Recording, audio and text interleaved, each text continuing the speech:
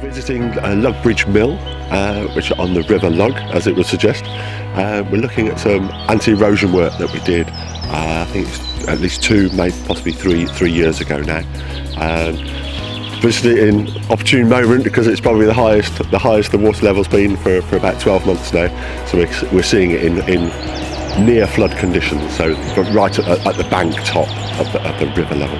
The river had eroded the bank here and was threatening the car parking area of the Lugg Mill, which is a development, refurbishment of the mill into separate apartments about 20 years ago. What we did, we used a technique called rip-wrap, which is large limestone boulders at the toe of the bank, then bolstered, backfilled with stone and soil, capped with anti-erosion netting and planted with willows. Some of the challenges was mainly the constriction on the site, because it's a residential site, obviously working with large plants, large machinery within a sort of residential car parking area. It's one of the key challenges, so it was restricting on the size of machinery we could get to the site.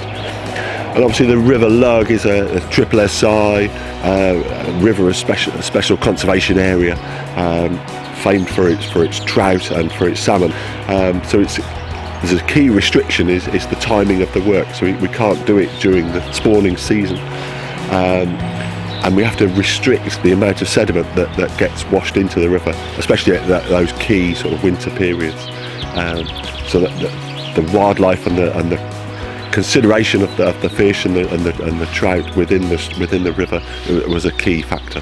When we were working on it, water level was about 3 metres lower, and we were able to stand and work within on the bank of the river and within the river itself. If the river level had been this high during the work, we would have abandoned work and waited for 2 or 3 weeks before the river level drops down.